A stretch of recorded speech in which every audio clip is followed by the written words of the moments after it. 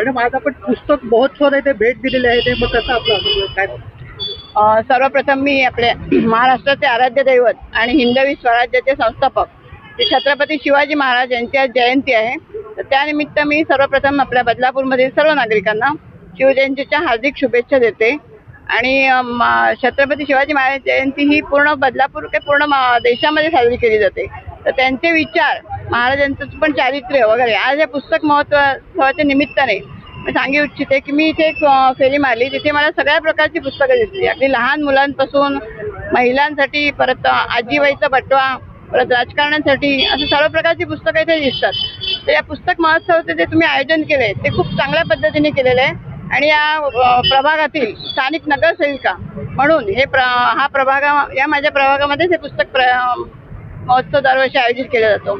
आणि या प्रभागामध्ये जर तुमची जी काही इच्छा आहे सर्वांची, पत्रकारांची पण आणि नागरिकांची, की इथे एक पुस्तक कट्टा व्हावा पुस्तकं वाचण्यासाठी, परत साहित्याचे इथे हे आपले मेळावे वगैरे भरवावे, तर या सगळ्या तुमच्या संकल्पना खूप चांगल्या आहेत. आणि त्यासाठी मी स्थानिक नगरसेविका म्हणून तुम्हाला जे जे काही सहकार्य लागेल ते सर्व करण्यासाठी मी 100% प्रयत्न करेल. आणि हे खूप चांगल्या प्रकारे प्रदर्शन भरवले. तसंच महिलांना मी आवाहन करेल की महिला सहसा पुस्तकं वाचत नाहीत, म्हणजे त्यांना वेळ पण नसतो आणि दुर्लक्ष करतात. तर महिलांनी आवर्जून इथे यावं आणि सर्व पुस्तकं बघावीत, मुलांना घेऊन यावं. त्यांच्यासाठी पण आहेत, महिलांसाठी आहेत, तर सर्व प्रकारच्या लोकांसाठी आहेत, ज्येष्ठ नागरिकांसाठी आहेत, राजकारण्यांसाठी आहेत.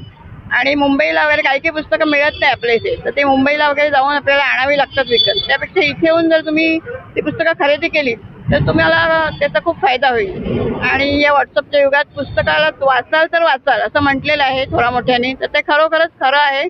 आणि सर्व नागरिकांनी इथे येऊन पुस्तक महोत्सवाचा आनंद घ्यावा आणि त्याला भेट द्यावी, जरूर भेट द्यावी असं मी त्यांना विनंती करते. जय हिंद, जय महाराष्ट्र. अल्पावधीतच लोकप्रिय झालेला भारताचा बुलंद आवाज आपला Bharat channel subscribe, share, like आणि कमेंट्स करायला विसरू नका.